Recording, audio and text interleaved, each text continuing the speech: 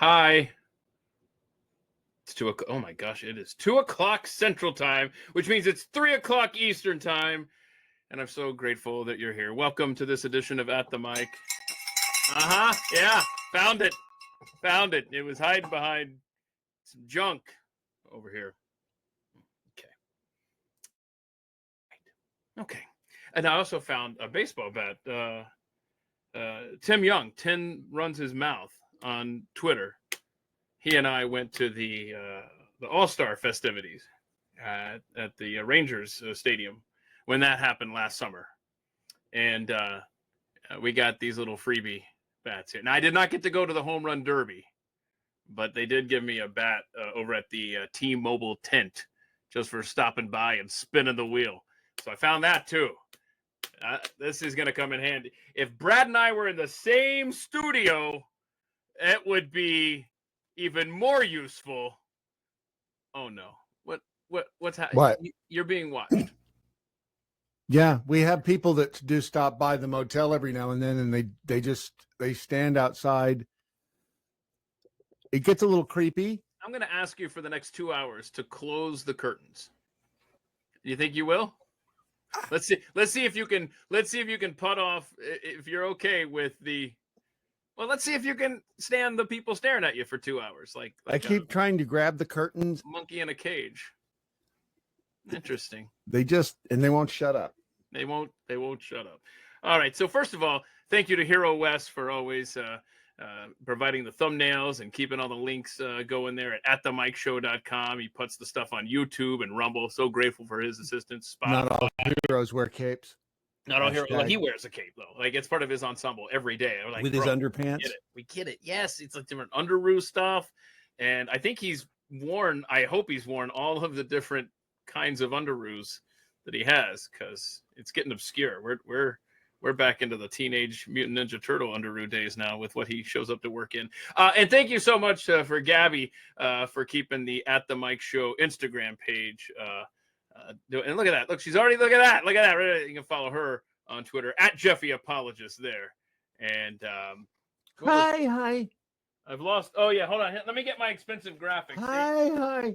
There's Gabby's handle at Jeffy Apologist. And then why don't you just read it off the screen because it's right there. Oh, because it's right there. And then Wes is at that guy at PGU. What is your? Oh, yours is at Real Brad Staggs. As you see, I didn't make one. Mine's for right. Our other. Oh, it's also right there. That's good. That's helpful. Right there. Now let's see if Steve Baker, our other guest, and you're at the thedailymojo.com from what I understand. Brad. I am. Okay, and you do a thing every weekday morning at 8 a.m. Eastern. I do. Okay, and I decided I'm going to be the worst interview subject in the world and just two word answers. That's yes. Fine. Okay, Marshawn Lynch has joined us here today. There's Steve Baker at Steve Baker USA. He's a coworker of mine over at The Blaze where he writes awesome stuff. In fact, I think that's why he's in Florida right now is because he's working on some crazy stories for us. So looking forward to your work. Let's see if Steve will do it too. Yeah. Steve, be the worst interview subject ever and just 1 or 2 word answers and that's it. You know what the worst interview what's the guy? What was the guy that ran American Bandstand? Dick Clark? Your radio guys. Dick Clark. So you know the worst interview he ever did, and his yearly special where he did the review of all of his years. The worst interview he ever had was Prince. This was the first time Prince was on. Prince had his first hit. This was like 1979. 1980, somewhere in there. And so Prince's guitarist at the time in Prince and the Revolution, his name is Dez Dickerson. And Dez is a friend of mine. And Dez and I go back about 35 years or more. And he was the original, he's the guy in the 1999 video that's wearing the kamikaze headband, and sings some of the lead vocals. That's Dez. So before when they were in the green room, Prince told the whole band, he said, now, Dick Clark comes out and he asks questions. And when we finish the song, he'll come down and everybody will say their name. He said, nobody say a word. And they're all like, look at, this is, Prince is not a star yet. I mean, he just barely got his first song on the radio, and he goes out there and he's going to insult the hit maker, Dick Clark. And he says, he orders his entire band, don't say a word, don't answer a question, nothing. What? And every single, it's on the, you can go watch it. I gotta on YouTube, see I'm this. sure. Yeah. And That's you go, awesome. he goes and sticks his microphone in front of every person, and they don't acknowledge Dick Clark at all. Okay. Nobody answers a single question. But here's the thing. Yep. Dick showed that every single year on his yearly annual special about the worst interview he ever had. And that's how smart Prince was. Oh my goodness. Can I point out that Steve Baker just did pretty much the opposite of of what being you the worst requested. interview Yeah. ever? Because I told a good appreciated it. story. And Yeah. Because he wasn't being a jerk like some people were, Brad. I'm not that big a dick. Okay. Most of the time. Most of the time, yeah. So how's the kidney situation there, Mr. Steve Baker? Because you went through it, man. I've moved beyond kidneys, man. Oh no. Yeah. Okay. I actually had to go get a 4 cortisone shots in my back yesterday because I pulled a muscle while I'm down here in Florida. So I pulled a muscle. I don't know how I did it. I can't remember doing it. Woke up the other night with the worst crick in my neck that I've ever had in my life. Yeah. I can't move. And so then I had to fly to DC a couple days ago, and I'm like, I'm this guy, on the plane. Yeah. Did you sneeze? Because that'll do it. Yeah. Chiropractors, that's like the number one thing when people come in. It's the number one thing that throws a disc out or something. It's a sneeze. Well, my I had to go to the urgent care down here in Florida, and the Indian doctor, he goes, I'm seeing this a lot now. He said, it's like the tax man. He said, the tax season, he said, you spend too much time. You're a writer. You spend too much time on the keyboard. He said, you have to get away from the keyboard. You have to stand up. You have to move around. You have to do the stretching. Yeah. And I'm like, with friends like yours, who needs enemas? That's wow. Okay. Wow. Did he offer you curry with that? I didn't have the rim of it. Thank you, Brad. Would you like to have some curry with your chiropractic adjustment? We have some. That's right. Did you guys hear the sad news that the last living grandson of our 10th president, John Tyler, has passed away? Harrison Ruffin Tyler. He just did die at the age of 96. His nickname was Rough and Tumble. No, I don't know that he had a nickname, but you've heard about the. And he was just a grandson, right? Not a great grandson. Just a grandson. 96. That's amazing. Yeah, because John Tyler was born in the 1700s, and his son had a kid. Let's see. Hold on. John Tyler had a kid when he was 63. Fathered a kid, and then that kid fathered this guy at the age of 75. Yeah. And so we've now dragged it out to 2025, all the way from somebody look up when John Tyler was born. I don't think this story has it. I know it was like 1740. 1790. 1790. Okay, 1790. Holy crap. That's incredible. You talk about dragging out 3 generations. Well, wait a second, because Michelle, did he have autism? Oh, I see where you're going here. Because Michelle Obama said that's the big cause of autism is old sperm. Oh, I didn't know that. I didn't hear that. She just said it on her pod.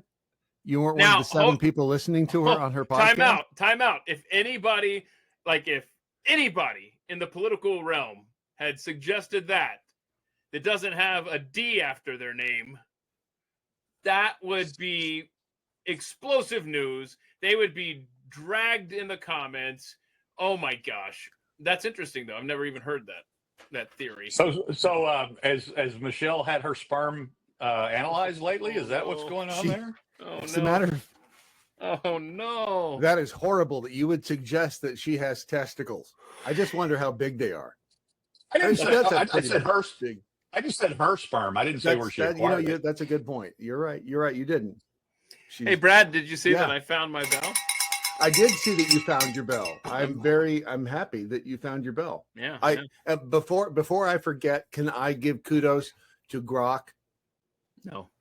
Because if you look at the image over there, It's I don't listen. I didn't listen to. Wait, what am I looking for? The image that I have up over there, I'm sharing on the other computer because I did ask Grok to give me an image of because on the Daily Mojo we talk not only about Elon Musk leaving Doge but also about Hooters failing, and I asked Grok to give me an image of an owl with large breasts sitting on Elon Musk's shoulders, and it did it.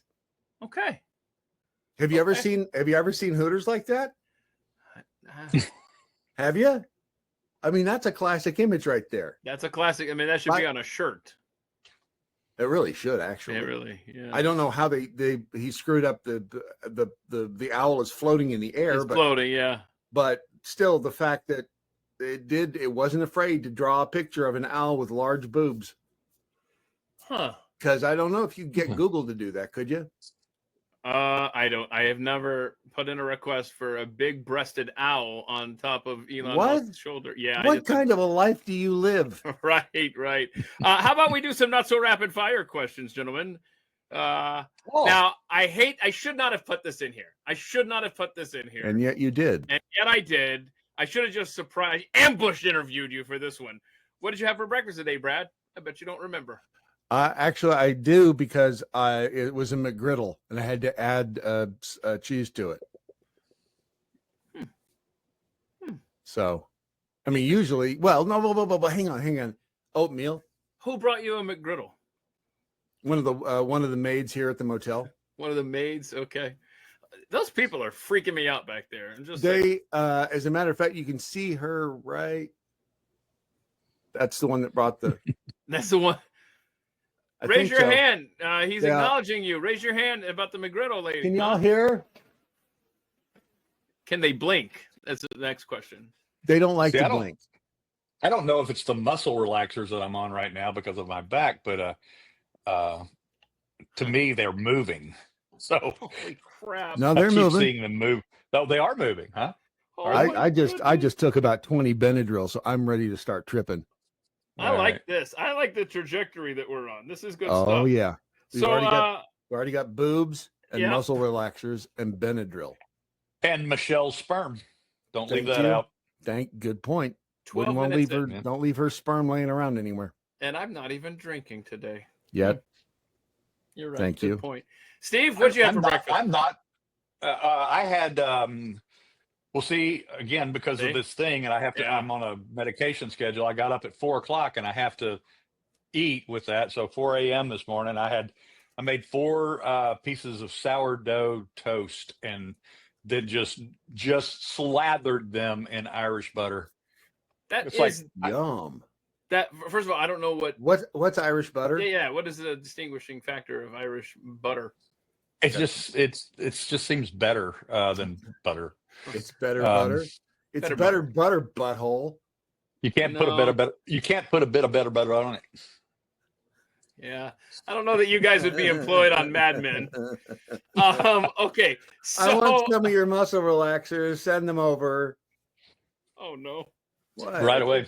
That's a good heads up. There's a train coming down the track. Oh wait, no, bad analogy. Bad analogy for this setting. Watch out. Yeah. All righty. What is your best scar story, Steve Baker? Tell me. Do you have a big scar that you want to tell us about? My best. I really only have one scar story. I was like 10 years old, and I was carrying a box by my dad's car, and this is back in the days when the wheel well was lined with chrome.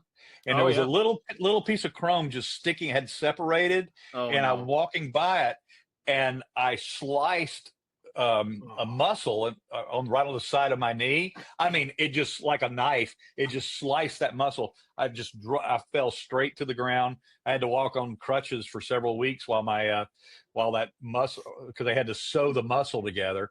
And so, that was when I was 10. So all these many decades later, I still have that scar and the stitch marks where once it threw your back out.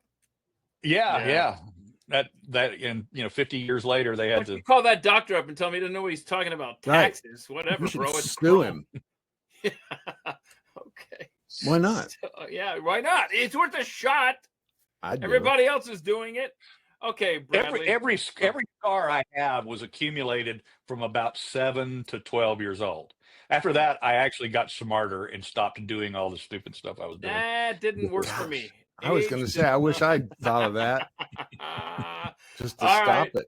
Brad, I bet it involved a saw or some sort of wood shop tool. It's right there. What do we got? Where? Hold on.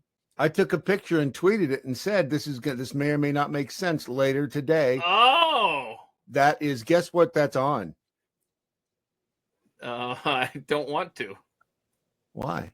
Because it's what part of my body frightens you? Every aspect of it. Which I don't know. Is part that of your it? leg? Is that your shin? What are we looking That is just below, let's see, but it's upside down the way I'm looking at. So it's just below my knee on my left leg, but my knee's at the bottom of that picture because I took it when I was looking down. So that's actually upside down. But because like Steve, when you ran into the piece of chrome, it was night and I was walking by a cinder block wall that hadn't had the brick facade put on it yet.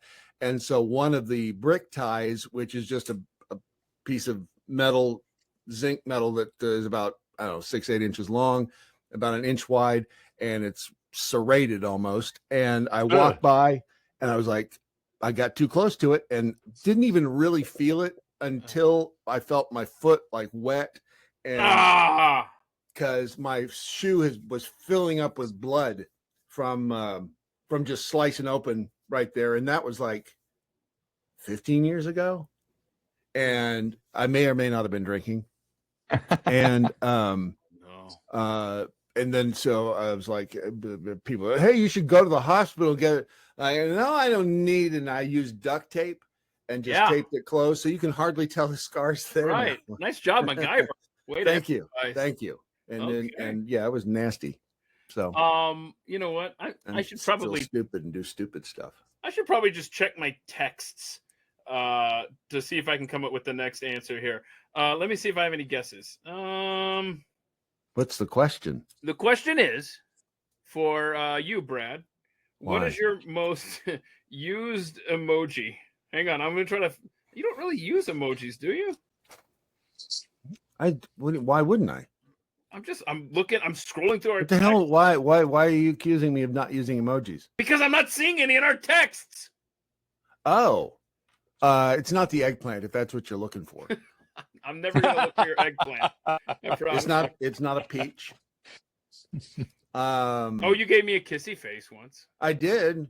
That's because you sent me hugs because I was didn't feel good, and you said hugs, and I said and deep, long, slow, wet, tender kisses, and then I never heard back from you. Yeah, see, which you misinterpreted. There were no signals there. I don't understand that. Is that? Oh, you did a smiley face once. I see. Mm-hmm. That's an easy one. There's a couple of kissy faces here, bro. What's up with that? Freaking weirdo. Do I have to spell it out for you? Wait a minute. No guy except for Brad Staggs posts the hug emoji. The little the little smiley face with the little hands out. That's a hug? Isn't that a hug? Wow. I didn't know that was a hug, Steve. You know it was a hug? I didn't know it was a hug. No, I just thought it was like jazz hands almost. Maybe. Yeah. I didn't know it was a hug. Yeah. Because that kind of looks gay. Context clues here. Yeah, you were just saying that you were going to be available for one of these crazy live streams. So maybe you weren't saying hug. I don't know. Jazz hands. Okay, yeah. That's what has two hands in it. Hey. Hold on. That's better than acting out. That's better than my balls acting out an emoji, as you can see there. Let's. Did you just say your ball is acting out an emoji? That's what this is. It's a ball, and it's acting out an emoji. It's my ball, and I have several of them around here. 1, 2, hey, that 3. Okay, we're good. All right. That's TMI. So anyway. Steve Baker, what emoji do you as a grown-ass man use more often than others? Oh gosh, well, if we're talking about kidney stones, we'll have to go back to the vomit, the eggplant and the champagne cork, shooting out. But oh damn! No, actually, when they come out, Can you see them? Like when they Mike, come yeah, out? oh yeah, oh yeah, oh You yeah. catch No, them. You catch them in a net, yeah, man. yeah. It's beyond seeing them. You're feeling them and you're catching them, and Mhm. If you were like at yeah. like the the metal trough, do they go dink? Yeah, but I've always done it into You plastic. peed one too? Several. I've missed a Friday live stream about a year ago I cannot because of one. even imagine. I've never had them, and I don't ever want them. And I just You don't trust me. You don't. it has to feel like a Buick trying to come out. Hold on, Steve, can you attest to this? It feels like, and I don't have a master calendar, but it feels like the time between them is becoming more and more frequent for me. That's I hate to tell you that, but yes, because I've been dealing with this for exactly 30 years. And it went from once every 10 to 8 to 5 to 3 to 2 to it's Okay. like What okay, are you it's like, doing that causes them? if you're genetically predisposed, don't listen to anybody in the medical sciences tell you about diet or anything, because they have no clue. Yeah, my first one was when I was 21, because I remember I puked in a wok that happened to be sitting by the apartment door in Lincoln, Nebraska. It was January of 1998, so however old I was, 21, yeah. And I had it sitting by the door because it sucked and stuff stuck in it and stuff. And I was just going to take it out to the dumpster the next day.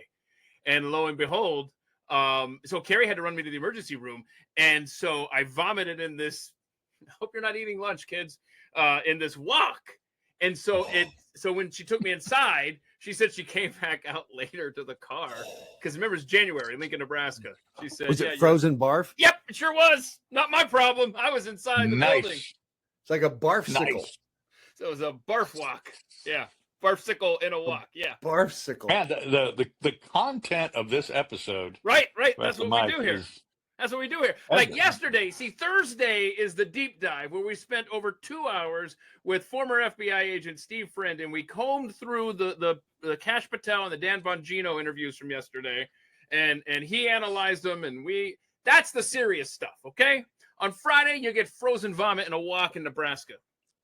Julie wants to know, ask Steve if he's ever had a staghorn kidney stone. Oh, now I'm crossing my legs. Ugh. What's a staghorn kidney stone? I don't know. It doesn't sound good. I don't know. Ask her what a staghorn kidney stone is. I'm Googling. Let's see. Yeah, you look it up. Staghorn kidney stone. While you're looking it up, I mean, I told you. It couldn't have been good. It didn't say marshmallow kidney stone.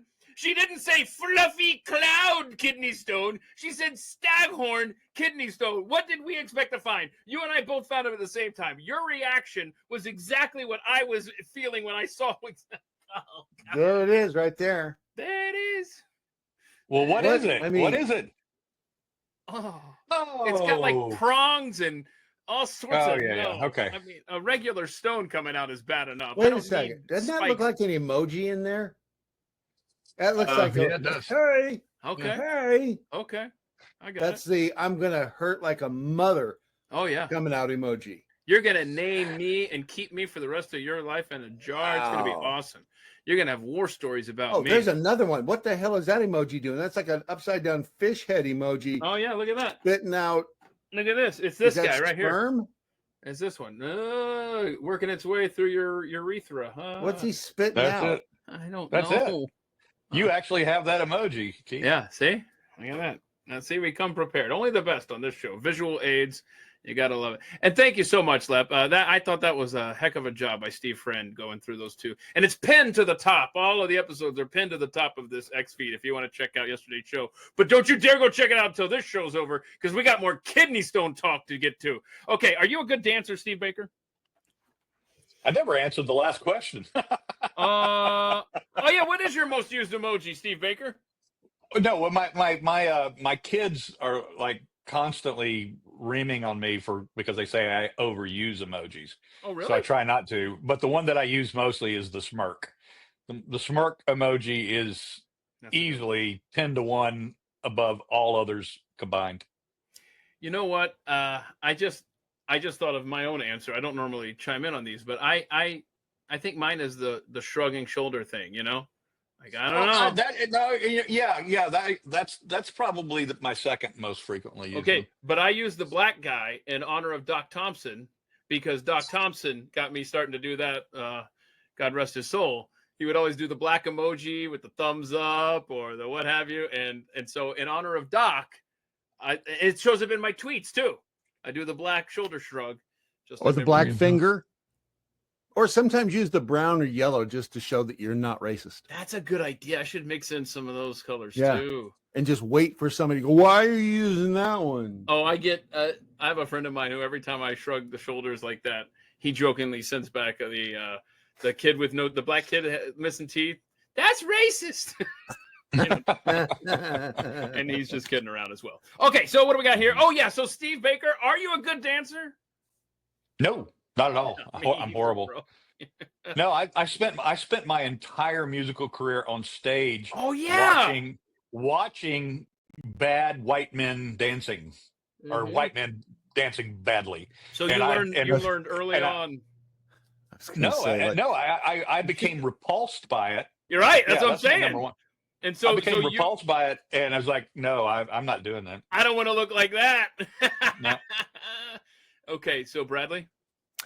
I don't think I've ever seen you try to dance. What's up with that? I can dance if I have been imbibing.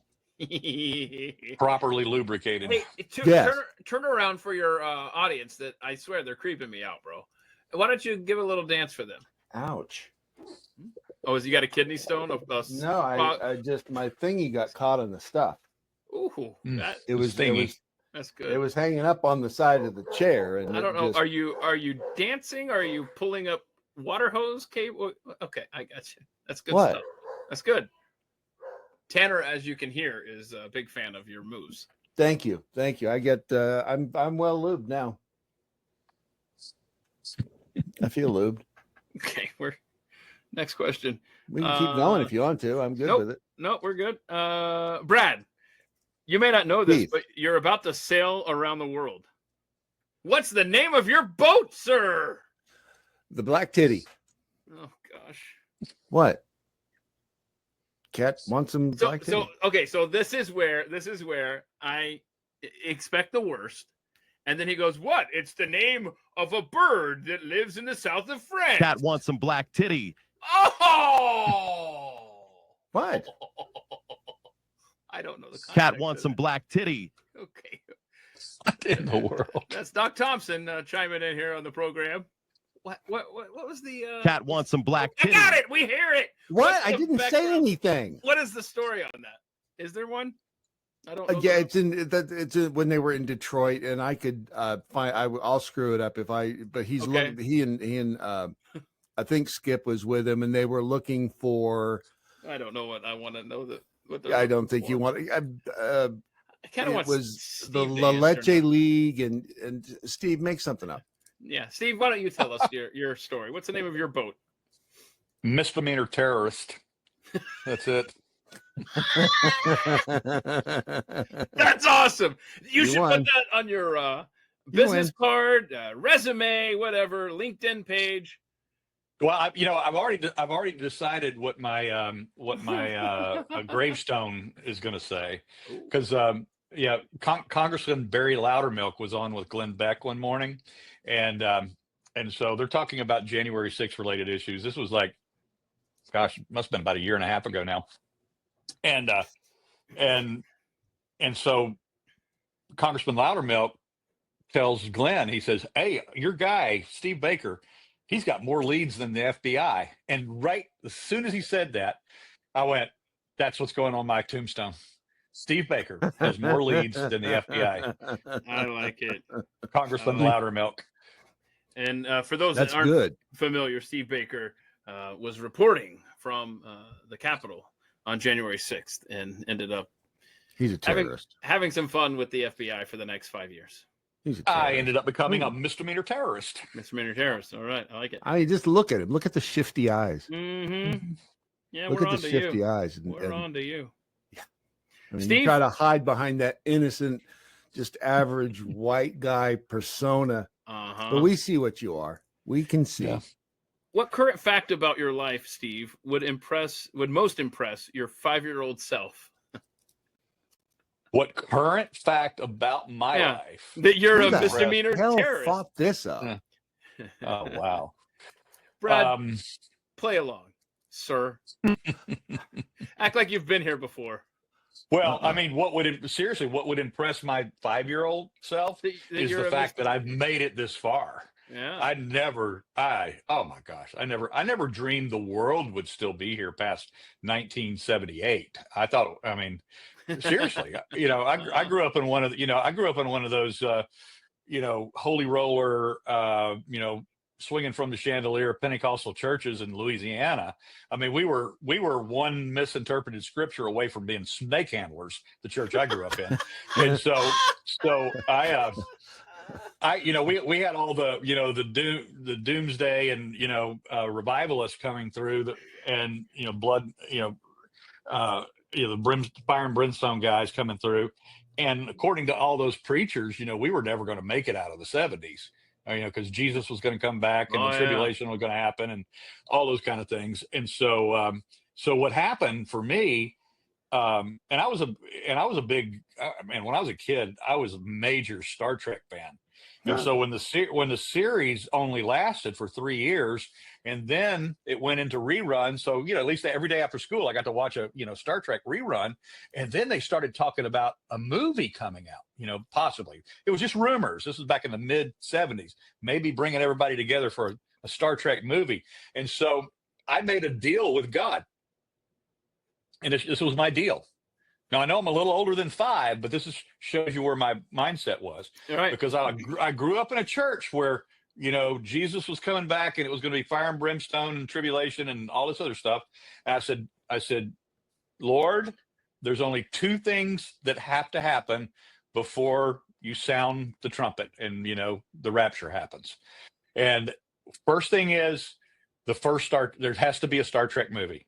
Allow me to see a Star Trek movie before you come back. And the second thing is I want to have sex.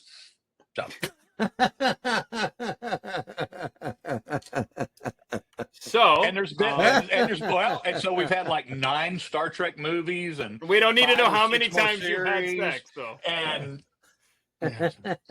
you have kids, so we know that one came through. Okay, twice. so okay, hold on.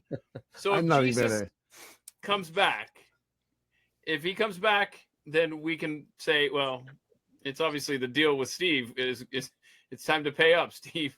That's right. Okay.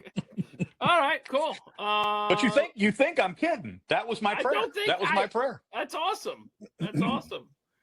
Okay, Yeah. Brad, do you want to play this game, or do you hate the question so much we should move on? Pat wants some black titty. Okay, good job. All right. I mean, I'm not. I can't compete with that, so I'm not gonna. Yeah. So, would you rather, Brad? Would you rather travel back in time to meet your ancestors, or to the future to meet your descendants? Back in time. Yeah. That's it. Yeah. That's all you have to say. That's it. Yeah. That's all you got. That's it. Yeah. All right. That's your answer too, Steve? No. No. Just as I contemplated this question, yeah. Okay. I They're was good really using big torn words. because Right? I'm a big history buff, but I'm also I want to go see Star Trek land. So I want to be, I want to see the future. I don't want to. I'm actually one of those guys that if Elon Musk figures out how to upload our brains into a I don't know, San Jacinto. computer chip or whatever, I'm doing it. I'm totally doing it. San Jacinto, Black Mirror. Yeah. I want to know what's going. I want to see the future. Mm-hmm. Even if my I can't interact with it, I want to know what's going on. Okay. I hate sleeping. That's why I despise sleeping. I think sleep is the biggest mistake God made in his design of the human body, because we have to give up a third of our life that we could be learning things, seeing things, doing things, experiencing things. Yeah. We have to go to sleep. What if Or- sleep is actually what's real?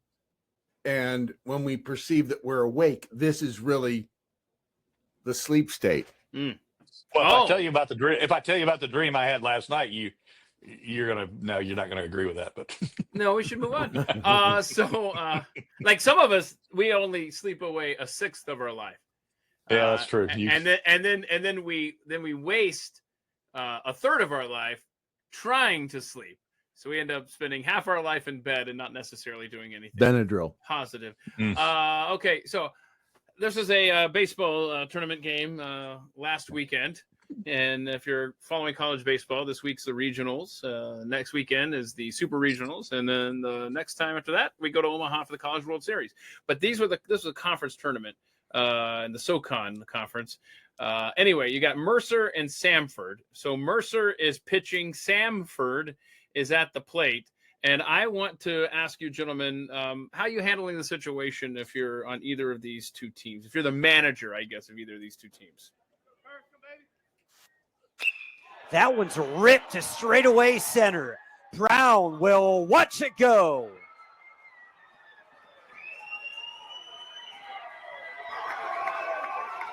Uh-oh. Uh-oh. He's not just running around the bases. Are He's they talking- dimming the lights? Oh, yeah. Baseball. Yeah, they do a Okay. lot of fun stuff. I'm like, So, yeah, am no, I it's having not. a It's stroke not. or are they dimming the light? Okay. So this guy is obviously enjoying his trot around the bases. He's talking smack to all the infielders. He's yelling at the opposing team's dugout. No. What's, Down here at the bottom of the orange, that's the manager of the other team running out there. He ran, and then the umpire stopped him because he took umbrage to that celebration.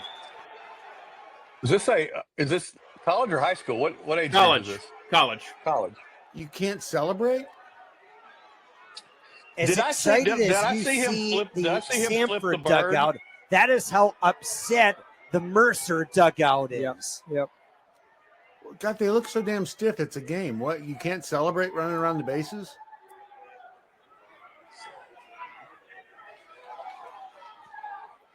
It took no time at all for Mercer's coaching staff and Craig Gibson to jump up and protest. Now, the ball is absolutely It's- yeah. ripped. But when you start skipping and going to the side right there, you're gonna. It's a game.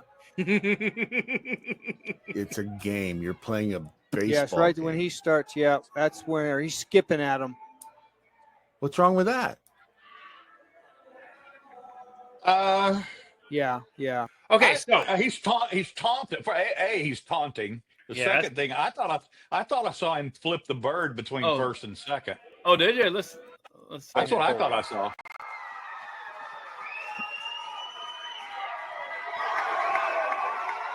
No, he's saying, "Come on." He's saying, "Come on, come on. Oh. You want me?" Yeah. Yeah, so he was taunting. Mom. If I was his coach, but then that's why I would never be a coach in modern day athletics at any level, is because nobody would behave like that if I was a coach on my team. But it's a game. Wait, can you not do that? That is not. It's the taunting. It's not the celebration. It's the taunting. It's that. So If he had been walking around going, right, this is. I did it, this is but he's actually- like, bring is it, good. guys. Because Steve, you do watch sports and you follow it, right? I mean, you know that when you run around the bases after hitting a home run, and by the way, Brad, hang on. Hang on, Brad. That's you just don't do that. That's just baseball. You just get around the bases. It pisses me off.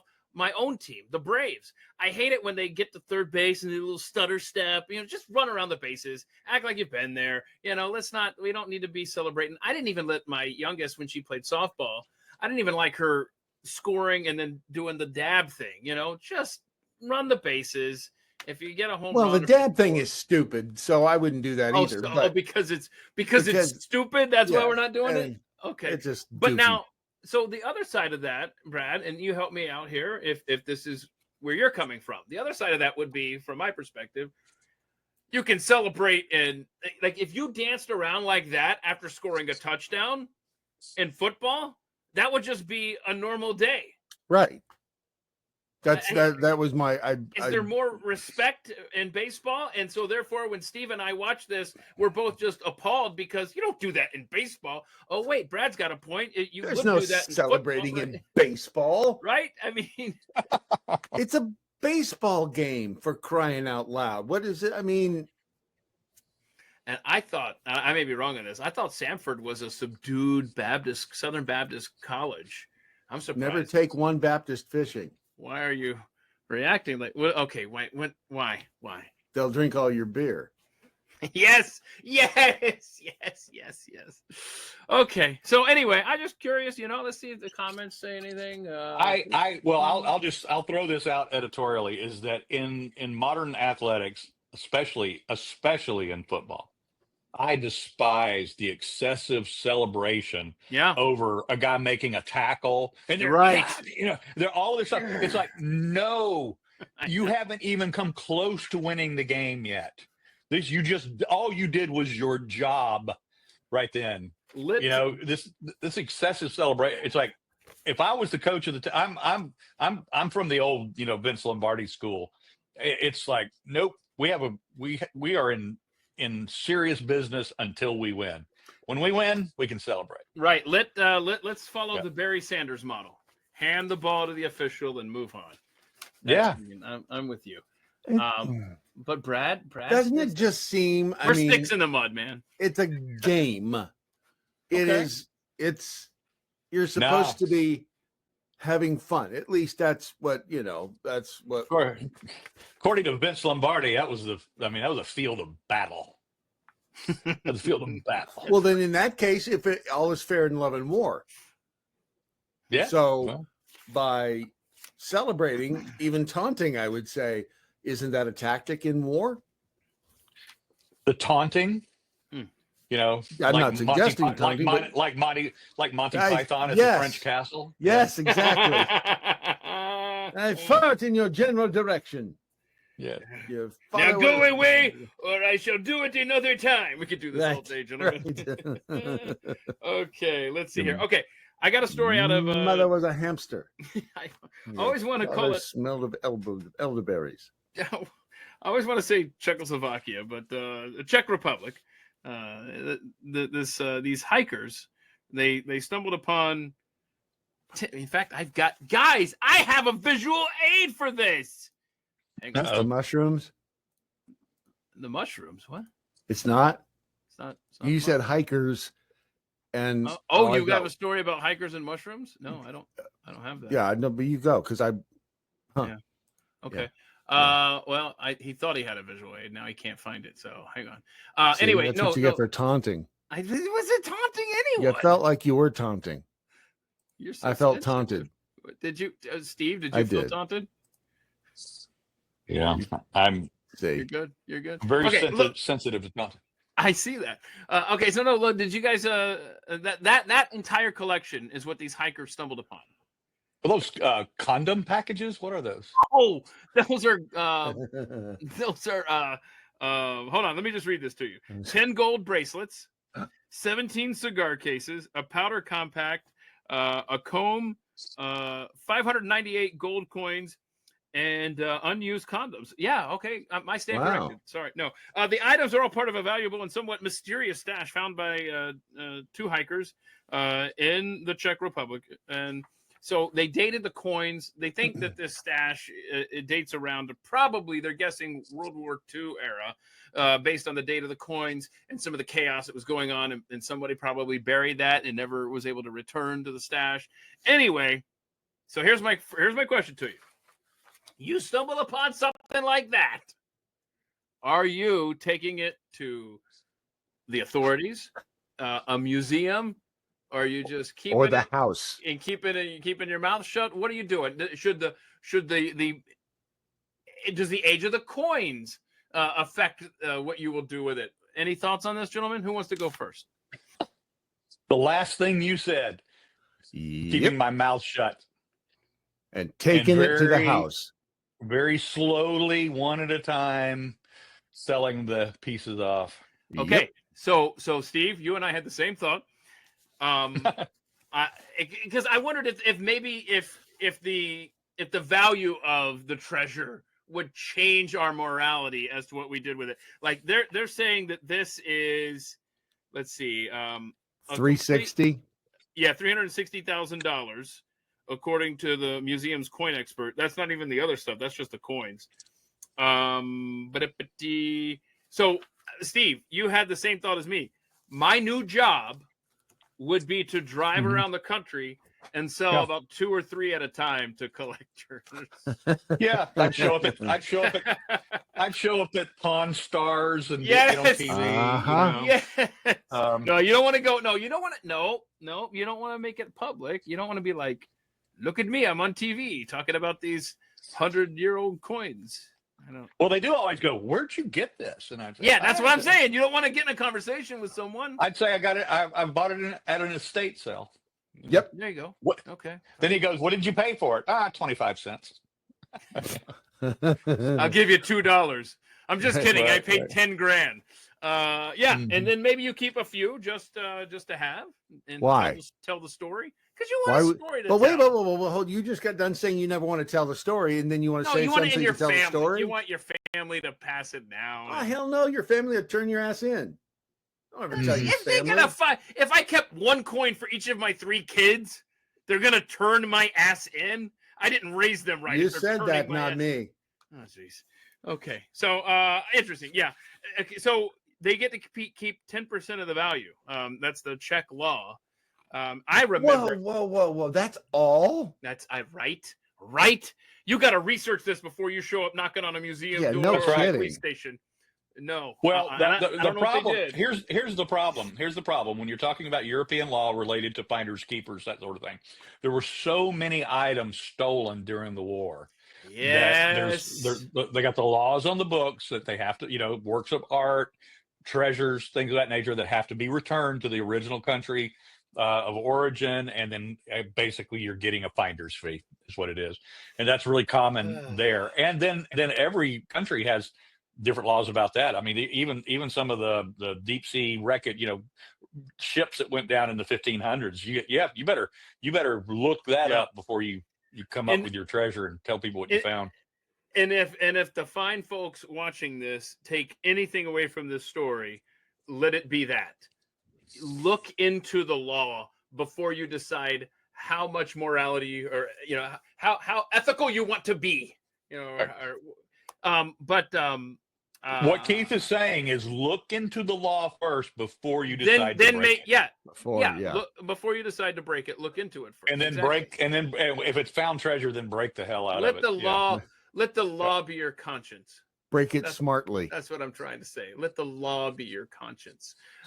Because in New Mexico, and I've told this story before, I forgot what we were talking about at the time, but there was a story. Gosh, I was a radio producer in Atlanta. This is over 25 years ago, man. And I was just shocked at this story. This maid lady, this cleaner lady at a office building somewhere in New Mexico. Cleaner lady. Let me finish the damn story. She's cleaning the offices and she finds this I don't know if it was a diamond or what. It was ridiculous. I mean, it was something that would definitely be reported missing. Okay, so she goes to the police. Now, so far, I think, obviously, yes. You should do that because obviously somebody lost this. And anyway, she takes it to the police. Nobody claims it. So 6 months later, it's time to sell it and give the value to the community. She got nothing. She got nothing for doing the right thing. So, I mean, these laws, it's very lonely. It's very lonely when you do the right thing. It is. No good deed goes unpunished. That's a fact, bro. Okay, so by the way, Lynn had it right. Football, dance, baseball, spit, hockey, fight. Basketball, pull up your pants. They don't wear their pants low in basketball. Okay. They don't.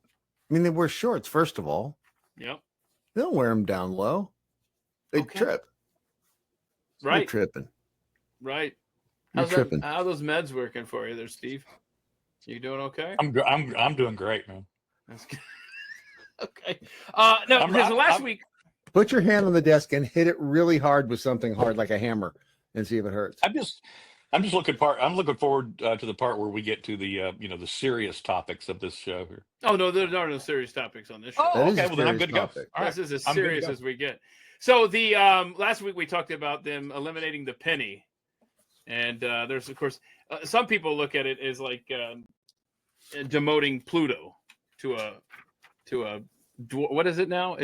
What did you? He's a just pop? dwarf. He's a midget. What'd you just put in your mouth? A schmint, Uh-huh. as Carrie says. You're getting high. It's I a. can Oh, tell. I'm high as all get That's out. good. That's good. That'd That's be good. this over just- here. Hang on. I just a did second. one of these. Mm-hmm. Where there's originals. Are we that old now? Mm-hmm. So we talked about the Treasury's plan to end the production of the penny. Well, someone on Twitter there that goes by the handle of Mind Your Business sent me a note, and it said, "Tell me, why is there no more outrage over the loss of the lowly penny?" Now, let me just stop right there. I don't want us rounding. It's never going to be in our favor. I'm the old guy who's like, don't you take away the penny because you're going to end up stiffing me for 4 cents and I'm going to be pissed about it. Okay, see, Brad is cool with it. He doesn't care. But now listen now. This is an interesting point from Mind Your Business. Tell me, why is there no more outrage over the loss of the lowly penny? The cost isn't the problem. It's one more step toward Cashless society. dun dun dun. But is it? I don't know.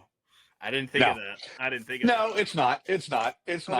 not. I mean, when you're talking about the logic of the fact that it costs 3.5 cents to make a 1 cent coin, Mhm. then something has to change. Either let's go have them manufactured in China, Right. so, or we'll have our currency manufactured in China, or we don't. The world will compensate because they're eventually not going to continue to price everything at 78 cents or $3.79. It's going to be $3.75 or it's going to be $4. They're going to the retailers are going to round to the nickel, and everything will be fine. But pennies are going to remain in circulation for years. Yeah, They're I not know. made illegal. It's still going to be Yep. Black legal market tender. pennies. Hey, buddy. Not a black penny. But people like me, I have pickle jars full of them. I all my change. When I get home from my travels, all of my change just goes into pickle jars. I don't, and that's where they go. It's like it's my retirement fund. I don't know, but it's like it's You don't take them down to Coinstar and pour them in every now and then? no, never. No, I just Oh. I have years and years and years of change, and a lot of people do that, and Yep. so I do. yeah, I do. it's just gonna be, Every Christmas, at the end of the year, every year, I take this giant jar full of coinage down to my bank, and I don't use it. If a bank tries to charge me for that, I'm getting a new bank. oh Don't give in to the change fee, Steve Baker. Don't give Remember- him extra money. Remember the Bank of Change? the On Bank of Change. Saturday Night Live? I don't. When That was actually one of the funny bits they did, the Bank What? of Change. I don't remember that. Yeah. We'll make you I come into us with $1, we'll give you 4 quarters. Or 20 nickels. It really, it's up to you. We let you decide. That's good stuff. Okay. So did I send you guys the article? I can't remember what I sent you. Did I send you the men are calling other men to say goodnight? Please tell me I sent that ahead of time. What? Did I sent check your email. Calling It's too late now if I didn't. Men are calling other men to say goodnight, and the results are amazing. A They're social not. media trend has men surprising their friends with a call before bed. It has led to a lot of laughs, but also some deeper connections. So help me, if either of you gentlemen call me to say goodnight, I will block your number. that is not happening. Okay, This bro. is the men love to cuddle story. This is that all over again. men are not calling other men to say good night. It's a Is that, softer side of is that the masculinity. only reason for the call, or you're already Oh. on the phone and it's late and you say goodnight? Well, let's Right. see. When DeAndre Scarborough, this is a New York Times article, a 24-year-old content creator and college research coordinator, decided to call several of his male friends and his brother to wish them each a good night, he knew they'd be thrown for a loop. Lying in bed with his girlfriend. Oh, I love how they have to add that detail. Look, we want it clear that he's a completely heterosexual male. He's in bed with his girlfriend around 11 p.m. Mr. Scarborough made a call, delivering the good night message to a friend who immediately responded with confusion and laughter, asking, "You good?" In between giggles, another friend, equally confused, said, "Man, you're calling the wrong number. These freak hours." Mr. Scarborough had seen the trend online and after some nudging by his girlfriend, decided to upload his own video. He said, "What makes this trend twice as funny as others is that it's so uncommon for men to talk to each other vulnerably." And let me read this last quote from him. "We're not really emotionally tapped in with each other. So for the most part, if you say something like that, people immediately think the worst. So that's why the people that I called were like, 'You good?' Because we don't really have those types of conversations saying goodnight. The most you'll get is a yo, what's up?" Gentlemen? This dude said, "Bro, if my friends are calling and not texting them, I was going to answer because for us, that means it's an emergency, usually." Yeah.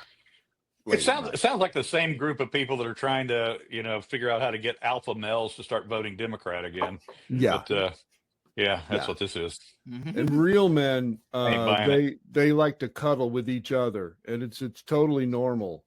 It's like, shut up. Shut up. Hot Lips died. Wait, who did? Did Loretta Swit die? Hot Lips Houlihan. Oh, no. Oh, no. Oh, Did she? no. Did she? Somebody else from MASH just died recently, right?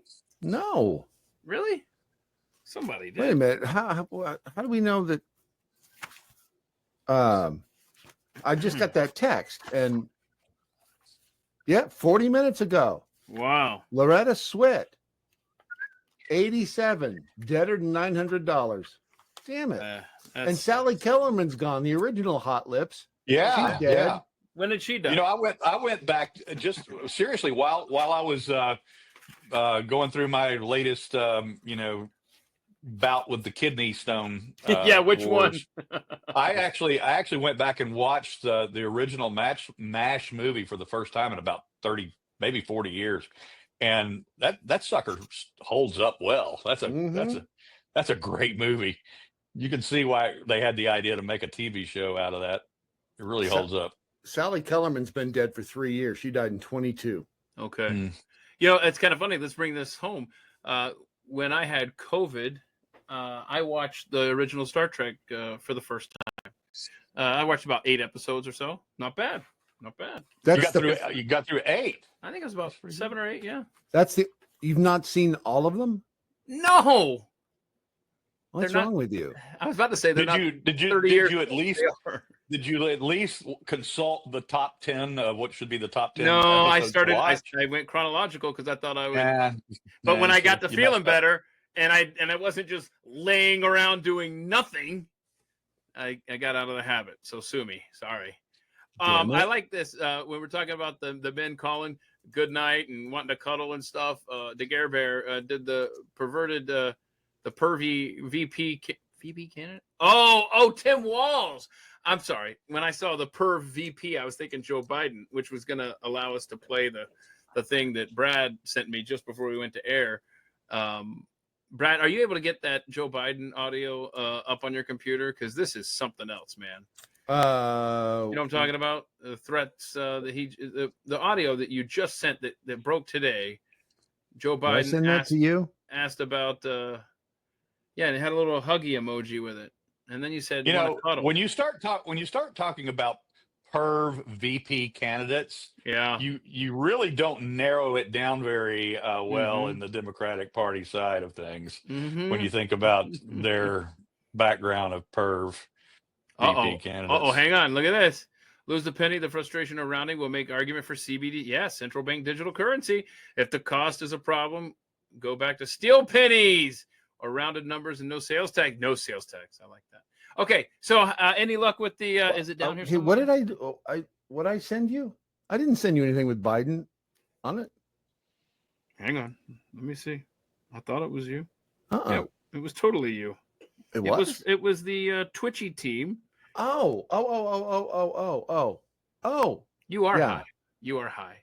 It's those people staring a hole in the back of your head that are making you flustered. Well, the one keeps whispering to me is weird. I haven't seen that. We haven't seen that. I think it's in your head. I don't know about that. Yeah, hang on a second, because I sent that to you. You texted it to me at 1:39.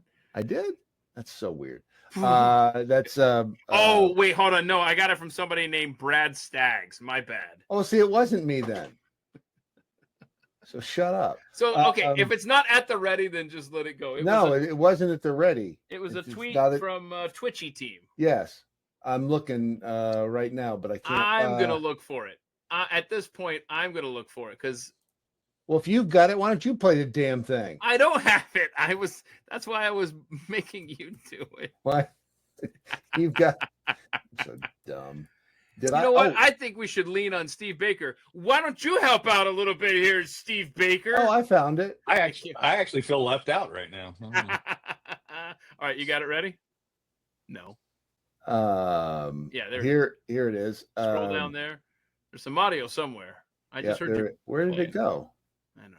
Oh, there it is. This is not presidential whatsoever. This is disgusting. Oh, that's right. He was. Yeah, there's two of them. There it is. Yeah, Okay. there's. All right, is that today? Is that today? That is today. Oh, and uh-oh. I feel like everybody is saying, I've done it all because I'm loyal. I do it every day. look at him down. Very beginning. Never forget it. I do it every damn year.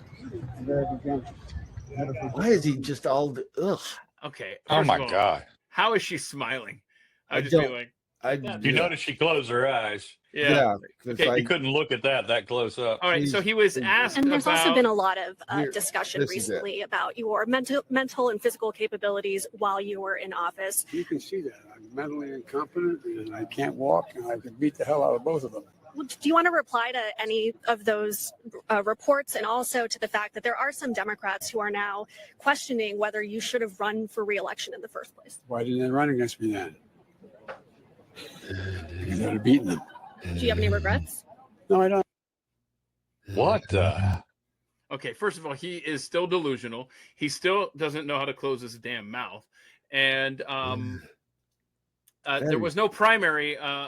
People wanted to run against you in the Democrat Party, and your party refused a primary, and then they came to regret it when they saw you on stage, you dumbass.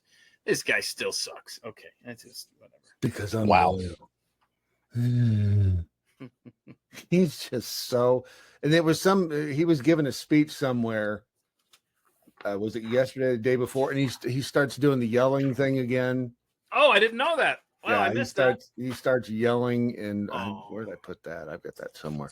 But yeah, he started doing the yelling thing. It's just so. He's so gross. Well, and he's got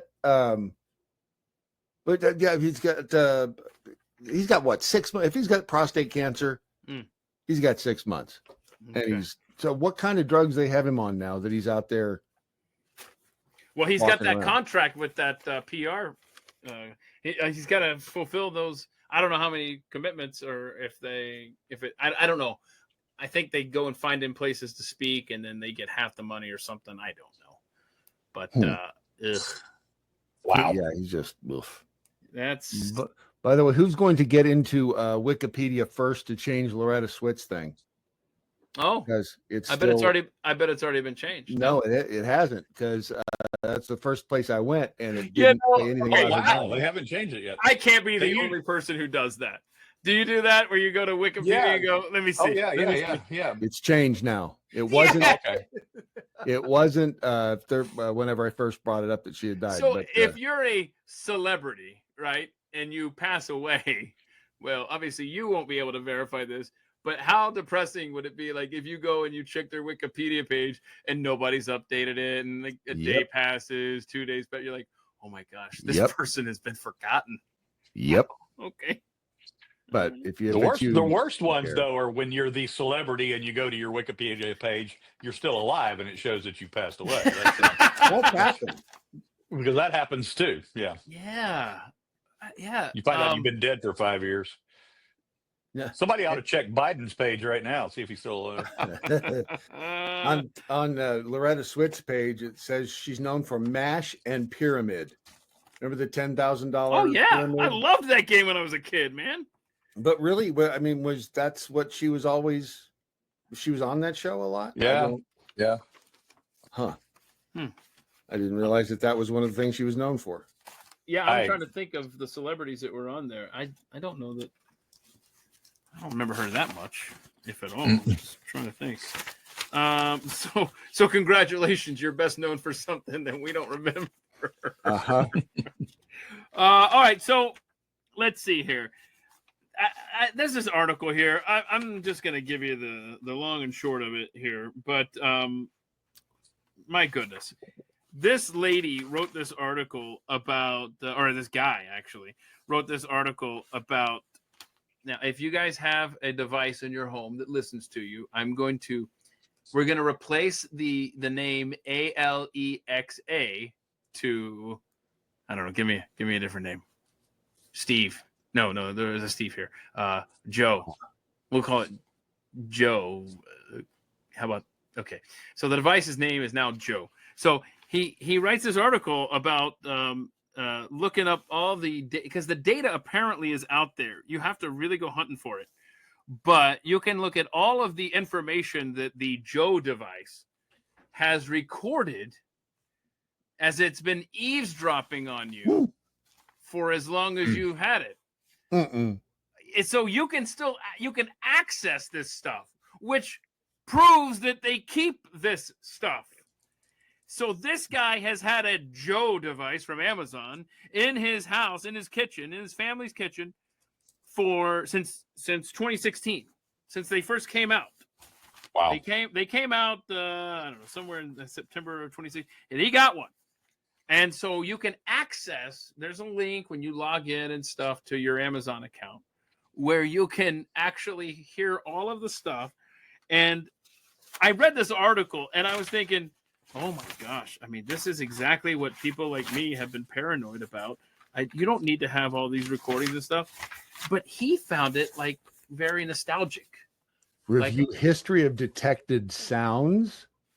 So you found this? I asked Joe how you find it, and Joe told me, which is kind of creepy. Right.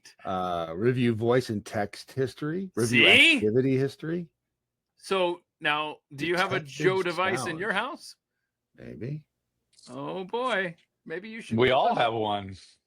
I know. Yeah. Steve, I have the same thought, man. This guy right here is my roaming Joe device. It's not just in my kitchen.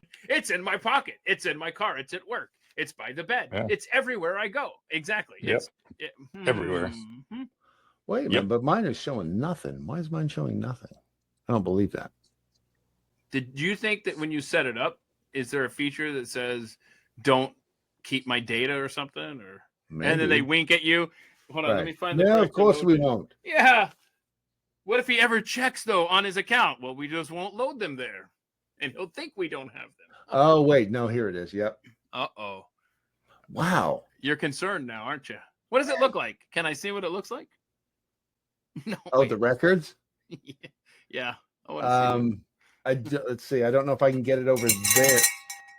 I can't get it over there because I'm not signed in on that. That's fine. I was just curious what it looks like. It's just a long list of like. Yeah, the article says it just looks just like data. Like that's it. It's just a long list of stuff. And you can click on them, right? Yeah, but there's nothing. Well, I can click on it, but there's nothing to change. It just says like driveway cam mode changed.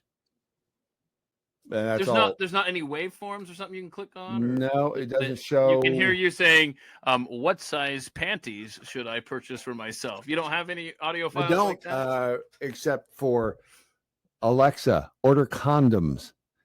Yes. Oh no! I was trying. See, I'm good cop. Brad's bad cop. Somewhere, somebody just is gonna get there. Oh, okay. So a week from now, Mhm. when we gather for the Friday live stream, we're gonna have to see if there was Who got their condoms? who got. Holy crap! Who got the condoms? Who? Who? So listen to this stat, because this guy's in Britain. In I can hear her 2023, talking to me, by the way, in the other room. She's asking me something. No. in 2023, 60% of British households had a smart speaker, up from 22% before the pandemic. So I guess what, 2019, 22% of households. 2023, 60%. 72% of those are from that Amazon company. What were you about to Sorry, say? Julie said, "OMG, Alexa just told me she couldn't find anything for condemns." Thanks, Brad. I'm such a dick. Yeah, you are. I know. Well, at least that order I've had handy. I've had so many freaky things happen with my iPhone that I've given up. I've just come to the conclusion that they're collecting everything, they see everything, they know everything, and if I'm willing to do it, if I'm willing to say it, if I'm willing to, That's whatever where I am. my bad habit is, that they know about it. It's going to Mhm. be seen, because I've had too many weird things happen with the iPhone. Would you Well, care I'll to give enlighten you us? yeah, I'll give you one, for instance. So a really good friend of mine up in Tulsa, I was up visiting him during the winter. We're both cigar smokers. He has a really nice outside patio, and he had bought a big space heater, but he had not put it together yet. It was brand new, and so it was cold outside. We wanted to go smoke a cigar, so I helped him out in the back on his patio put this space heater together. And at one point, just as we got it all put together, and he was trying to get it to ignite, I turned my flashlight on my phone, and I held it up there for him as he kind of made the final adjustments. And I'm just holding the flashlight from my phone on it, and then that turned it off. He lights it. We sit down. We have cigars. We go to bed. Next morning, I wake up, turn on my phone on checking Facebook. Every single ad I had was not about space heaters. It was that model of space heaters. Whoa. Every ad I had was that model of space heater. Well, okay, hold on. And all I did was use my knows. flashlight. It knows. All I did was use my flashlight. Yeah, Hold you on. used a flashlight, but you held your. Yeah. That means you're holding your camera there, looking at it. Yeah, too. of course, but that's what I'm saying. But Did you guys discuss the model that he bought or anything like that? No, I never went, "Oh, this is the XLR, 375, megawatt." What, I never said anything about it, but it was that model, and I just was like blown away. And then now this is the weird. This one may be more weird. Is so when my kid was playing travel ball, baseball, and so is the routine, either me or his mother, depending upon who was the least busy that weekend, would take them to the games. And some of the games are a few hours away from Raleigh, where we live. And so this one particular Saturday morning, his game was a 2.5 hour drive from Raleigh. And before I picked him up, because Google had already known that we were going to baseball tournaments regularly. Google sent me the map link to the ball field before I even picked my son up that morning. It saw me driving to his mother's house. Whoa. And knew why we were going and knew where we were going. That is unacceptable, man. And that I got all creeped out when it did that. So are Google you, Maps. So when you started to tell these stories, I thought you were going to say something that, since you were, involved with January 6th, and since you were on the FBI's radar, Most wanted list. Right. Yeah. Since you're, a wanted criminal, like, I thought that you were going to say that the government, you're just saying that in general, the way that big tech operates through phones, you weren't necessarily saying that James Comey was tapping in, were you? Or Oh, we have tons of those kind of moments. I just assume everybody that has been involved in the kind of stuff that I do, gets those creepy moments. We talk about it. We talk about it all the time. Me and other reporters, we talk about it all the time. That we hear strange sounds, we hear clicks, we hear tones that other people don't get on their phones and stuff like that all the time. And so I used to every single time that we got after I was being investigated. So when the FBI actually interviewed me and we were going through the process of the whole drawn out 3 years of developing a case against me, every time I got on the phone with my attorney at that time, he would he would actually go, he would speak to the FBI and he would say to the FBI, Department of Justice, and he had a pat. He said, this is a private conversation between myself and my client. We are afforded attorney-client privilege. And so anything that we say on this call right here, you will not use against us in any way, shape, or form. Blah, blah, blah, blah, blah. He had a pat speech he would do. And then we would go on and have our conversation. Gosh, man. He did it every time. But they still listened. So Of course. Yeah. Of course. and They see, just that's can't the use problem. it. Well, but They can use it to get ahead of it. yeah, and that's the problem is that they don't give a shit about the law. That's the worst part about it. It's like we feel like we're protected, but we're What is really that? not. What's that word you used? I'm not familiar with it. Law? Law. The- Yeah, Yeah. it's The just, law. So why is it that what Steve just described with the grill, why does that freak me out more than how another story that I've told before where, we homeschooled our kids and I was doing a Lewis and Clark thing and I mentioned the Snake River, and then it wasn't an hour or two after that, for the next several weeks, I was getting ads on Cruise the Snake River. I never Googled it. I never did anything. It was just a conversation with the kids and an old school map.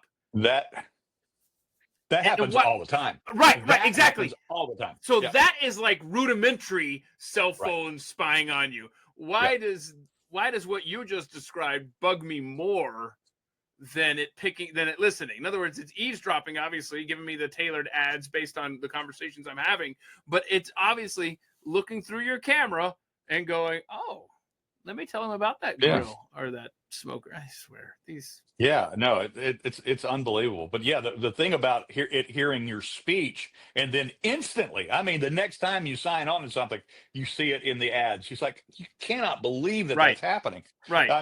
And then they want you to believe that no, it's just what? No coincidence.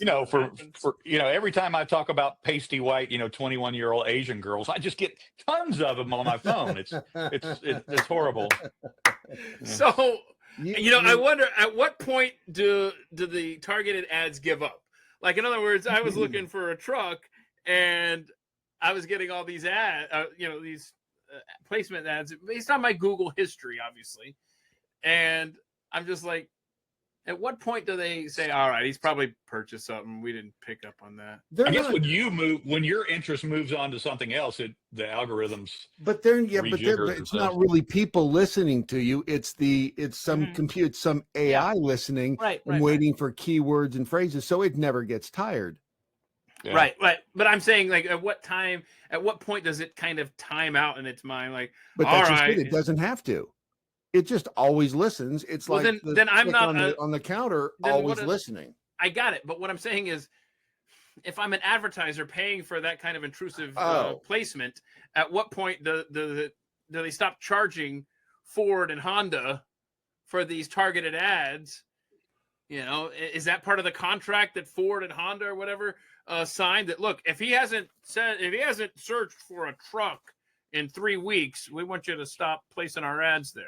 See, my phone has never ever moved beyond showing me pasty white 21-year-old Asian girls. So I don't know if it'll ever give that up. Have you seen the impossible challenges thing yet? Because this will freak both of you out. Okay, hold on. I always forget about the DuckDuckGo. Yeah, DuckDuckGo is just as nasty as the rest of them. Yeah, okay, that's true. It's an illusion that they're any better. But how is I have Brave on my phone. I wasn't happy with it for I forgot something. Is Brave a good browser? Anybody want to attest to that in the comments? Anyway, go ahead. What were you about to say, Brian? No, just the stuff that we're about to deal with, even freakier stuff. You may put it on the screen. Yeah, and just have you not seen this? I have not. All right, give it 30 seconds here, and go. Into a zoo to prove one man is enough to fight a gorilla. Welcome to the Chernobyl challenge. I'm gonna lick this glowing pole. Let's see how many views this gets. No plan, no shoot, just content. Bathing in liquid cement until it hardens. Let's get solid. No energy drinks, just gasoline. All right. Yes. Let's go. Everything- To the Earth's core. Yeah. Bare Pause it. hands. Pause it. Everything you've Yeah. seen AI. is all AI, Everything. and it's Yep. all just prompted. I've seen a lot of videos like this. I haven't seen this specific one, but yeah, it's So, getting more and more real. Everything, I mean, they're going to start listening to what you're saying, and then you'll get like a customized video or something like that from YouTube saying, "Hey, Steve, I know you were probably, thinking about, buying one of the space heaters, and you were looking at the Grill Master VE25. And by the way, can I you really interest should look you at in ours." pasty 21-year-old Right. Asian girl? And yeah, well, no, it'll be a pasty 21-year-old It Asian delivers girl giving you the message. Right. And where was it? Brandon Morse, because you mentioned 21-year-old pasty girls. Wait, where are we going with this analogy? Hey, Brandon Morse, a former guest here on the Friday live stream. What's the tie-in here? He sent me he tweeted at me, whatever the hell you call, what are the kids calling it these days? He added me, and it was an AI. Let me see if I can shoot. Where is this?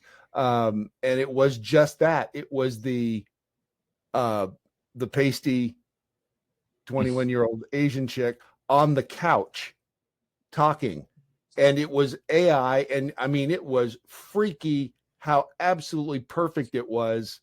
I mean, right down to the she's moving on the couch, and you hear the couch fabric go. It's really getting crazy. And you realize, Brad, that because we've been talking about this for the last 10 minutes, all of our devices are going to be flooded tonight with pasty white 21-year-old Asian chicks. Now, technically, is she white if she's Asian? They are in these things. They're pasty white as they can be. Here you go. This is what he sent me right here. Okay. Hi, got a moment to talk to me? Nope. Are we done here? Pause it. They can't get the words right though. Okay, that's fine. Got That's a fine. moment. I just want to point out to our friend here, you don't have a moment to talk to us. You've got laundry to fold. Get back there. That's a good point. What the That's hell? the other What thing. is slobby shit? Go ahead. What? That's the other thing is looking at the backgrounds on these things. Yeah. I mean, again, all of this, she's not real. Right. There's no, she real. doesn't exist. The chair back there with the shit all over it doesn't exist. The book, the file. Why does she have a vertical filing cabinet in her living room? I don't know. That's I don't know. Right? I mean, that's just kind of that's like oops. But did you see this? That's a great point by the Gare Bear. What no one is saying, 2024 was the last election where you could see a video on TV and believe that it happened. Even the midterms will be AI deep fake manipulatable. Right. Absolutely. A year from now, we aren't gonna know this stuff that is so great right now is gonna look tame compared to what we're gonna have in front of us in a year. Right. And how do you? But the thing is, how do you know that the stuff that we saw last year was real? If if we're now seeing this, if VO or VEO or whatever the hell they're calling it is what they're showing us now, it means this has been around behind Right. the scenes Yep. for a Yep. while. And we As can't. soon as they got the number of fingers right on the AI generated hands, I went, it's over. It's over. Yeah. Yeah. Well, and Well- one of those videos that Brad was playing there, one of the ones that I'm referring to, it's like a stand-up comedian Yes. who says, man, I miss the old days when we had 7 fingers. Now Right. it's incredible. So, did you guys hear about this this newly launched AI called Claude Opus 4? No.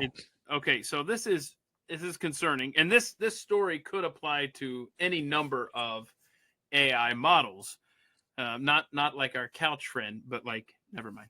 So what you have here is they fed a whole bunch of fake emails into the system, and just a whole bunch of stuff as they were trying to teach the AI model, and they also put in there fake email exchanges between the engineer and a woman he was supposedly having an affair with. Okay. And so what they did is they eventually got to the point where they told this Claude Opus 4 that we're going to take you offline now. That way, that's his name, or were you just suggesting that's- he was dense? All right, focus. So that's his name. And so they were like, yeah, we're about to take you offline. And that's when the AI. Oh, yes. Don't get hung up on the name Claude Opus. Yep. That's where he threatened he was blackmailing the engineer, saying, well, if you better not take me offline, because I'll make sure your wife sees these emails. I didn't. Oh. And this was all this was manufactured information fed into the system. And they say that 84% of the time, whenever they try to take AI 83.7. Thank you. 84% of the time, they try to blackmail the engineers with something when they get threatened to be taken offline. I mean, Skynet's. I mean, it is around. Wait a minute. Hold on. Where'd you find that one? Where'd I find what? That story. It is at TechCrunch.com. Because there have been a couple that I've seen stories about the AI refusing to shut itself down, but I've not seen it threatening to or blackmailing the engineers. Are you sure that's real? Because that sounds awful. Are you questioning my integrity when it comes to not show yours? prep? To well, show prep? Yours is yeah, sure. Sir. Don't you work for that? You work for that Pat Gray character, right? Uh-huh. Yeah. Yeah. Well, need I say more? So it's incumbent upon you to find this story, even though I am desperately trying to find it here for you. I just have a print up. I want you to see it for your damn self. Go for it. No, I believe it's there. I question I mean, here it is. That sounds. Oh, here's a New York Post version of it as well. Here's one in Fortune magazine. Oh, gee. So May are we 27. believing it or no? Well, that's just the problem. Is even though it doesn't matter where it is, that doesn't mean it's true. I bring up this story after the first one with dude that had the Joe device eavesdropping in his kitchen for the last 9 years. You don't think that AI has some information on him? Or our phones, as Steve accurately pointed out? You don't think they have information on us?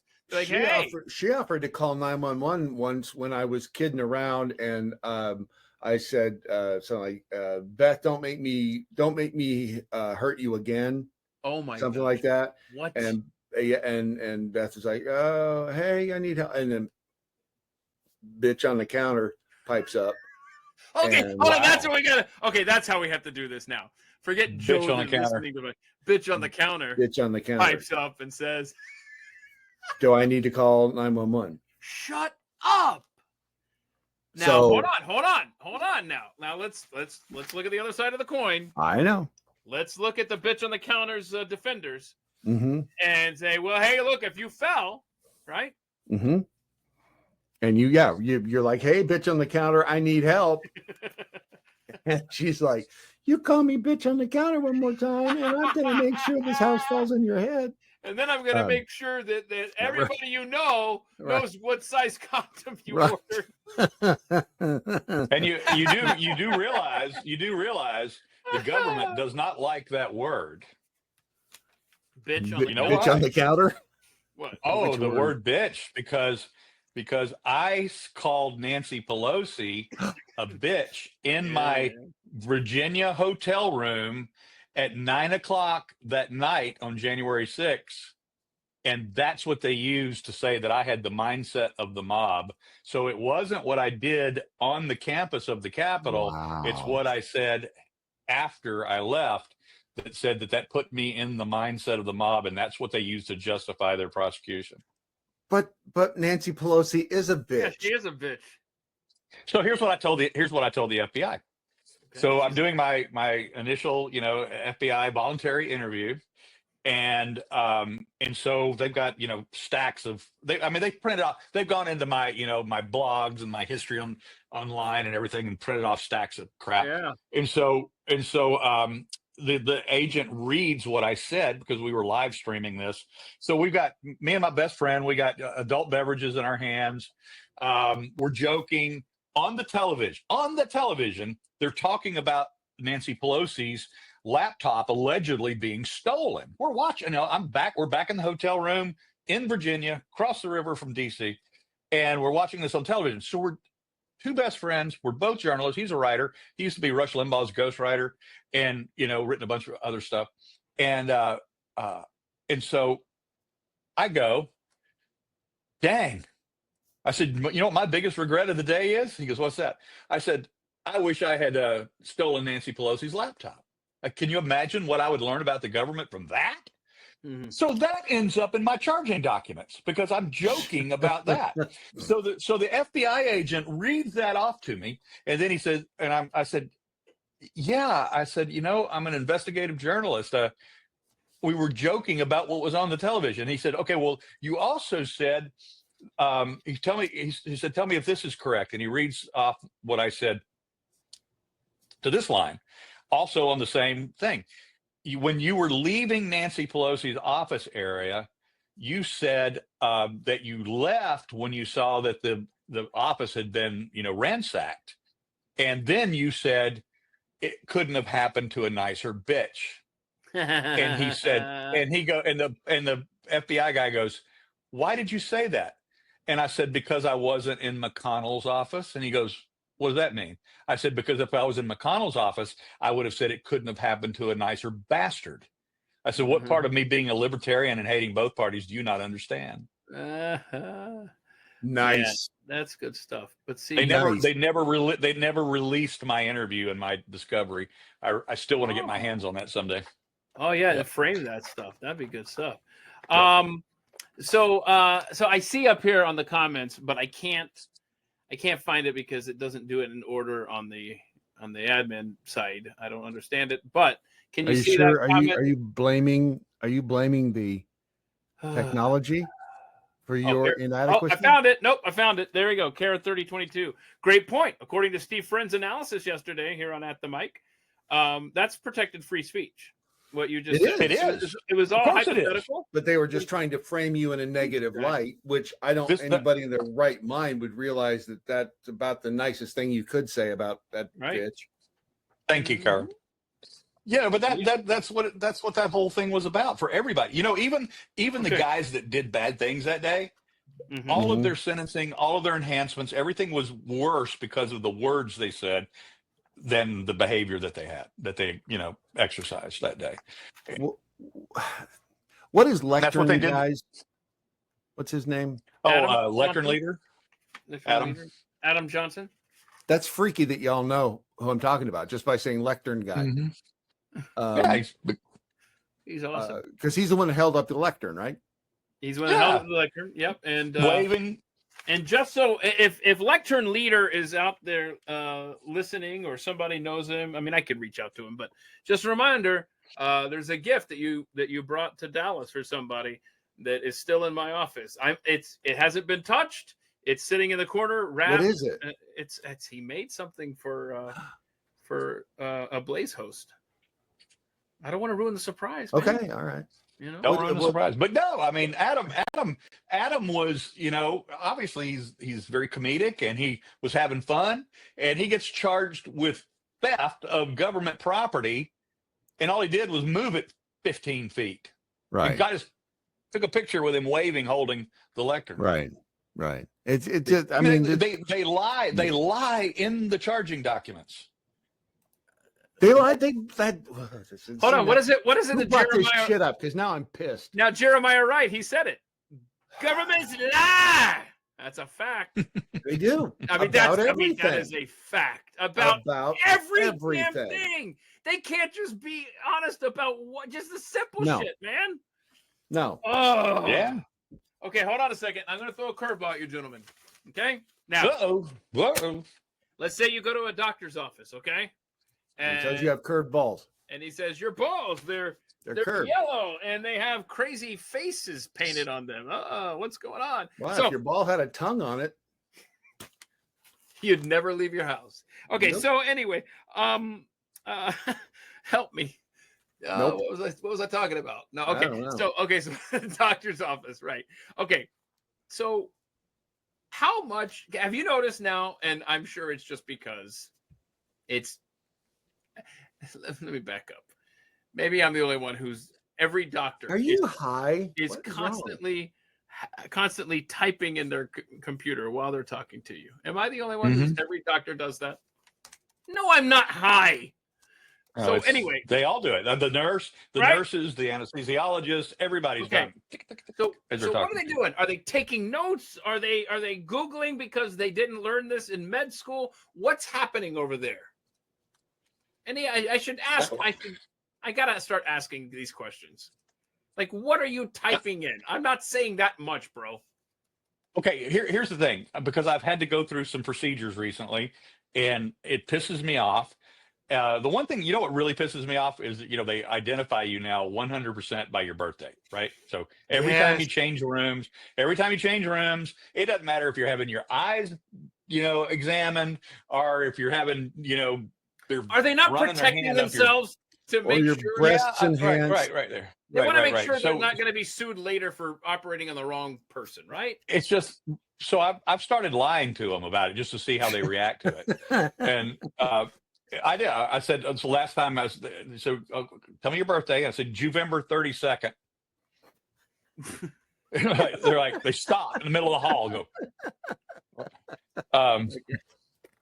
So wait, hold on. November doesn't have 30-second days. But the thing that pisses me off more than anything is the question about tobacco use. I'm like, I want to lecture every one of them on the science of that, because I'm not a cigarette smoker. I am a recreational cigar smoker. I'm open about it. And there is not, the science on it is that you can smoke 2 to 4 cigars a day, and there is zero lessening of your life expectancy by the science. That's the science. 2 to 4 a day, and you have no expectation whatsoever of a shorter life expectancy. But the insurance companies penalize you for something that their own science tells them is negligible. So what would happen in the data chain? You admit that to a doctor. The doctor puts it in a report. Somehow it gets back to the insurance company. Does it not? And next thing you know, your rates go up, and you have to call in and go like, hey, why did my rates go up? Oh, it says right here you're a cigar user. But I never told you that. And because I order my cigars from the warehouse on the phone, and I pay for them with my credit card, and blah, blah, blah, blah, blah, they know. They know. Yeah. Just like your Kroger card. So here's the thing. They know how much red meat you're eating. Yeah. Why AI may be listening in your next doctor's appointment. New systems for documenting outpatient visits are adding features and moving into hospitals. We're just scratching the surface. Even the hospital walls may soon have ears. A fast-growing technology known as ambient listening is taking over an onerous but necessary task in healthcare. This stuff isn't like, it's just in there. It's just a part of the decor now. Wait, what is? This ambient listening. Oh, this at hospitals, it's gathering information and helping doctors make decisions. And before you know it, that kind of stuff's going to be on walls everywhere. We are going to be living in that dystopian world that we fear the most. Yeah, but you're sitting in a room with 18 microphones right now. I got it. Don't point out the hypocrisy. My point is, I'm going to literally have to whisper into Brad's ear, and he's going to love it, of course, if I want to say something about the government or whatever. It's like, what are we doing? But see, never, ever in history, it's all coming to the singularity now. Yeah, is that idea that show me the man, I'll show you the crime. Because no way are you going to be able to hide anything anymore. It's and if the government doesn't do it to you, it's going to be that Claude Opus cat threatening you with something. Right? Or it's going to be the Claude Opus cat working for the government and passing the information on to an agent. Ryan Riley of NBC News, on the day that I was arrested, he tweeted out, and he actually said, if I had not said what I said in my hotel room that night, he said these charges would most surely not have been brought against Steve Baker. So he literally admitted that the government charged me with humorous speech in my hotel room in another state and put me through that hell for words. And this is a guy who covered all the trials. He's the court, he's the legal affairs reporter for NBC News, and he's in the courthouse every day during those January trials. How did they know that you said that? Because I was live streaming that. Oh yeah, okay. Live stream. Yeah, I mean it was on YouTube. I was just Doug Mackey, the meme guy. Yep. Hillary's voters, what was it? Text whatever to whatever, and you cast your vote for. I cannot. This is not America. Can we just agree? No, it is not. You're absolutely right. But did it die on a specific day, like Ron Paul says, November 22nd, 1963, or has it just been kind of a frog boiling in the water type death for us? Cat wants some black titty that day. Yeah. Did you ever watch that show 11/22/63? I don't know. Did you? Yeah. James Franco. Yeah. Steve, you ever see that show on Hulu? I don't think so. Good. It's only like 8 episodes. It's good. And our buddy Nick Searcy's in it too. Oh, where are you? It's the room in the back of the diner that sends you back in time. Yeah. But it's weird because it's basically Quantum Leap on steroids. Yeah. It's a morality play, and it's really good. It's very good. And would you kill I'll have Hitler? to check that out. Would you kill Hitler as a baby? Would you? I would like to see. I'm very curious how the world would look today without a Hitler. That's just it. You just don't. And don't say anything else about 11/22/63 either. What? If they haven't seen it yet, the spoiler alert. Hell, how could you spoil that? You didn't without a Hitler. Stalin rolls on Europe. It's not. It doesn't matter. It doesn't matter. There's going to be evil is going to fill the vacuum. So see, doesn't matter. Yeah. What if you unleash by killing baby Hitler an even worse monster? Because Stalin killed more people than Hitler. So Mao did. So we could do this all. See, Hitler is not the worst ever. He just Oh, well, hold on a second. I see the headlines right now. Jay Sixer praises Hitler in live stream.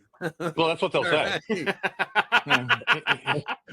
He's not the worst mass murderer of all time. It's just that by European definitions of left and right, they were the right wing of communism. They were the right wing of socialism, not the right wing. They were just barely right of Stalin. And so they, by the old European definitions of left and right, so as a result of that, And because the socialists of today want to conflate America's right to Hitler, that's why Hitler is now the worst character of all time. There you go. Jay Sixer defends Adolf Hitler. Yeah, I know. They'll twist it. They'll I just edit say it and cut it. that there's something here at the bottom of my screen that can you change that picture, Brad? Because I'm having to see this. This chick is on my screen here, and I would like you to put anything else up. What is that? Oh no, I should probably remove that too. I don't know what that was. You didn't want to know what that was? No, we're good. Right. Let me ask you guys this question here. There was a I can't stand you, bro, but I love you. Okay, it's all right. All right. So there was a plantation. I'm trying to think of the house down in let's see, Louisiana plantation. There it is. I was trying to find that picture. All right. So down in Louisiana, there's a place called Nottoway Plantation, and burned to the ground. And Nottoway is gone away. And so it was one of the oldest, one of the largest, and it's still around. And it's a resort, and so people make money off of it, right? Well, they're going to rebuild it. What? Yeah, they're going to rebuild it. Are they going to round up slaves to do it to keep it authentic? There we go. There it is. There it is. So here we go. Hang on. They rebuilt Notre Dame. There's the. Yeah. Let's see here. By the way, in the 80s, 90s, if you had told me that one day Morrissey will be the biggest advocate against what Islam has done to places like Notre Dame and Europe, I would be like, wow, I didn't see that coming. Anyway, that's the plantation today. So, as you can see, there's just a few columns left. There's not much left there. Anyway, so I'm reading this article. I think it was NBC News, something like that. And it just interviews people that are just hurt by the very existence of this plantation. And how dare you make money? You can't say the word plantation without bringing thoughts of slavery to mind. So you're really stop triggering me. So what's that? Loser. But wait, I'm not. Excuse me. That is a trigger word. It's been in the news. Gentlemen, you're talking to the white guy who uses black dude emojis, shrugs. Remember, Lady Antebellum had to change their name to Lady A because holy crap, can't say Antebellum. The Dixie Chicks had to become the Chicks. Oh my gosh, Dixie State University is now State University. Utah State, Southern Utah, whatever the hell. I mean, it's so retarded. So retarded. Which that's a fun fact though, and I hate it that Utah lost this. Because my mom used to live in St. George, Utah, where Dixie State University was. And I have a hat. I don't know where it is. I think I've lost it, or maybe some lefty stole it from me. But it says Dixie State University. Probably that bitch Pelosi. Probably that bitch on the counter somewhere. Anyway, so right. And so it says Dixie State University, and they changed their name 5-6 years ago. One of the victims of George Floyd, R.I.P. But he was a hero, you bastard. He was a hero. I just said. I thought I praised him. Did I not adequately do that? Wow. But the cool story is, what's that guy name? Brigham Young, the Mormon Brigham guy. Young. Yeah. So Brigham Young University. What?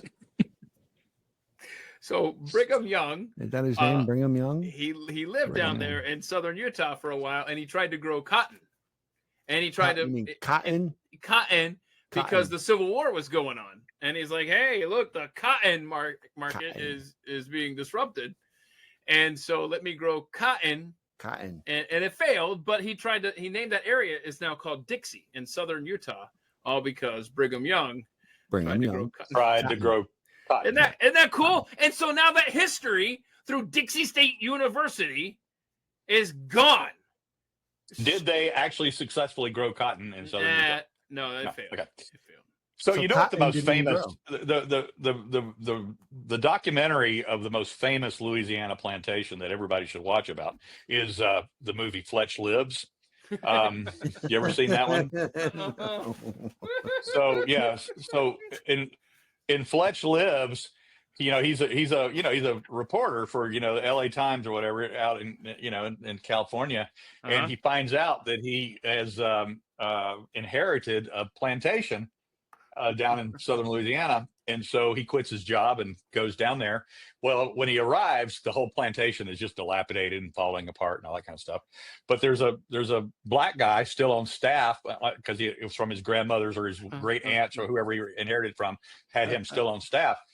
And so he meets the black guy that's taking care of the property, and he says, "What's your name?" And the black guy goes, "Calculus Entropy." And so Fletch introduces, he goes, "Oh, well, I'm Trigonometry Jones." And so then he steps on the porch and and Fletch falls, Chevy Chase, he falls through the porch.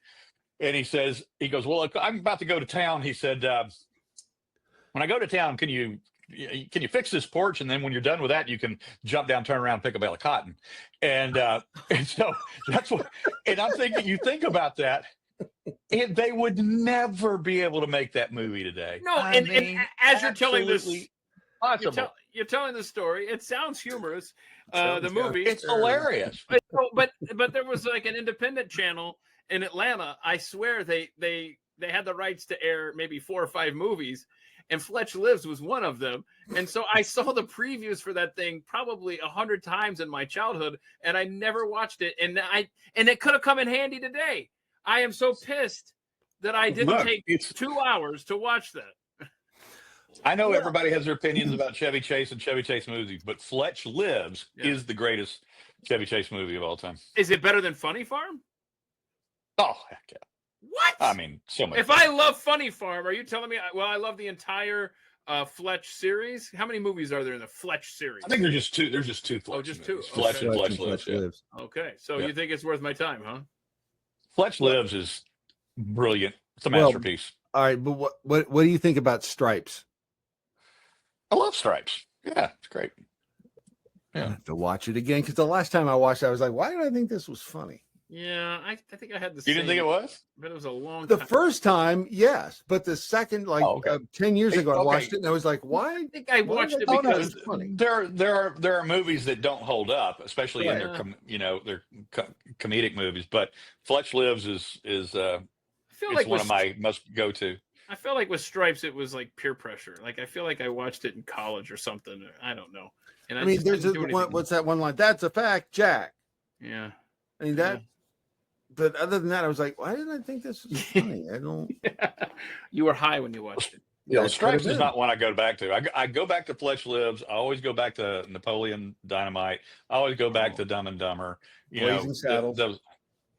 Blazing Saddles is in that elite group of return to comedy films. Yep. Well, Young Frankenstein, all of that. Let's see. Roll in the hay. I probably haven't seen half of those. It's Igor. It's Frankenstein. Let's see here, gentlemen. I'm looking at the clock here. I don't want to get into something deep. Where's the bell? Oh, you know what I could do here? Hang on. Let's do this. We haven't done a. There's something entertaining just to mix it up a little bit. I hate you so much, bro. Don't laugh at him. You're only encouraging him. I don't appreciate that. I'm trying to find. Oh, yeah. Okay, we got to do this animal video. I'm sorry, but first of all, this dog has got a glove on, and but it's not just the glove. Sometimes he doesn't need the glove. These dogs, man. It's a rubber. It's a slingshot. Oh. So the slingshot is attached to the little glove in his paw, and he pulls it back with his mouth. You got to see this. This isn't real. Wait, I don't want the music. Gee. All right. Okay, hang on. This No, dog's. It's going to do it anyway. It's going to. No, it's not. Watch this. He puts it. See that? And That he is knocked it. not real. Yeah, it is. Because we've played a video before of a little dog doing this with balloons. Look at that. He didn't even need. Look, watch this. This is not That AI, is- right? That is not real. It's not AI. No, it's totally real. That is not real. The problem is the dog's name is Monkey. And that's ruining it, honestly. Look at that, huh? Monkey. The dog. Shoots. No. Yeah, See, now look. I just don't believe anything. That's 'cause true. Dog use it, shoot sling. And you don't believe it. You They don't believe have thumbs. anything. I don't anymore. No, you're right. I don't. Yeah, but see, he's got a thing on his glove, like it's like a glove. Sometimes he uses that with his mouth, right? And sometimes, like right here, he just shoots the thing. He doesn't have his glove with him. And I think the owner just leaves the camera rolling all day. Look at that. Good grief. The dog is doing this just sitting there by himself. Just I think he's just bored out of his mind. Don't have anything else to guess. I'll get out the old slingshot and start shooting stuff. Yep, that's right. Have you guys checked your phones yet? Oh no! What am I gonna Go to Facebook. Hold on. I don't have. Go to Facebook and see what's on your phone. Hold on, I want to play this. Hang on. I will in a second. Hang on. I want to play this. This guy, this bird, this big bird, not the big bird, kids. It's okay. Big Bird's home didn't burn down, but a big bird's home burned down. He built this nest too close to the electrical lines. It caught fire, massive fire. The firefighters come out. They put out the fire. Meanwhile, the bird shows back up to his nest. He's got sticks in hand, and he realizes life's work. Oh, why does the music keep playing? His life's work is gone. Watch this. Okay, we got to get your nest out of there. I'm sorry. And it falls down. Now there's nothing up there at all. Okay, we saved the day. No more fire up there. No more nest either. The bird shows back up with sticks in mouth. He goes, "Oh dear God, what the hell happened?" Now watch this. Watch this. Ah! I mean, what? Where's my nest? Sorry, guy. He didn't get a permit. See, and that's what'll happen. Bring mine up if you would, please.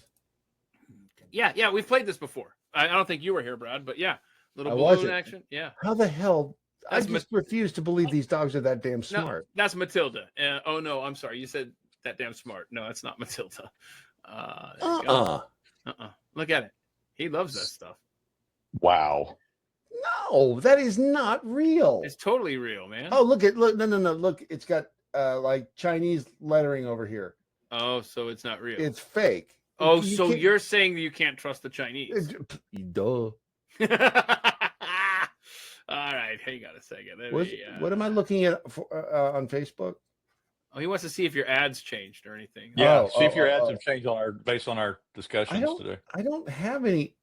I don't think I have any ads. Do you do? I mean, if you got Facebook, it's loaded with ads.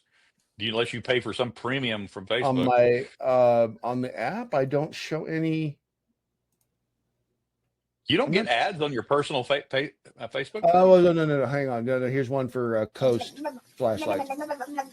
Wait, I don't want the audio. I just want to watch Thirsty Cat. Look at the crazy ways cats drink, gentlemen. Okay, this guy, look at that. That's a dumb cat right there. He's got water coming off his ears. This guy thinks no one can see him. This one's holding his head down. No, you drink. You drink. This guy just likes to drink like this. Okay, I don't know if he's on a treadmill. What are we doing here? This one doesn't realize where the water is. He's just dumb. That's a genius cat right there. There we go. Yeah. Okay, I don't know what's happening here. We bought the. This guy's drinking out of a cup. I got AT&T Performing Arts Center on as an ad. No, so yeah, it hasn't changed the pasty white chicks yet. I mean, Asian chicks. Not yet. What are your ads showing, Steve? Oh no! Don't answer the question. What are your ads showing, Steve? Pasty white Asian chick. See. Wait. What? Okay. There's a space shuttle. No, I got Pace Setter Homes DFW. Yeah, mine haven't changed. I so rarely go to Facebook though. Yep. I've only started trying. I was recommended by our social media people at Blaze to start re-engaging with Facebook again. That the algorithms they're loosening them again from their reach restrictions. Back in the COVID days. Right. Because they had destroyed me. Facebook literally I might as well have not even existed there with the number of followers I had versus my reach. It was non-existent. I want to show you. Sorry. Well, it's a bunch of tards too, though, is a problem over there on Facebook. I want to show y'all the ad that I got here. So I don't really use Facebook. I have it because Pat's thing is on there. I don't even know why I have it because I don't do anything with Pat's Facebook. That's other people's. But the point is, I do have it, and let me see if What did we? Let's just see if you guys are entertained by which ad popped up here. It's an Arby's ad, but pay attention. Hang on. It's an Arby's ad. Arby's ad. What are they doing? Smoked brisket and pulled pork Arby's ad. What were we talking about earlier? Barbecue. Pulling our pork? Okay. What? Not quite. All right, before we go, let's see if you can answer this question from the what is it? The Bullitt County, Kentucky 8th grade test. Was a final exam or something? Hell, I don't remember what it is anymore. All right. Can either of you guys define and tell me the difference between a copyright and a patent right? Words versus objects. Yeah. Inventions or patents. Well, let's just read the answer here and let's see if you guys. Copyright is a legal concept enacted by most governments, giving the creator an original work exclusive rights to it, usually for a limited time. A patent is a form of intellectual property. It consists of a set of exclusive rights granted by a sovereign state to an inventor or their assignee for a limited period of time in exchange for the public disclosure of the invention. They're both intellectual property rights. Yeah. And they're both protected. They're both constitutionally mandated to protect them. So limited, but it's one of those amount of time. So when did we start putting fluoride in the water? Oh crap, we're at the 2-hour mark. I probably shouldn't go down this road. No. So be thinking about that for next time, I guess. I don't know. Because I feel like we could have answered these questions before fluoride. Okay.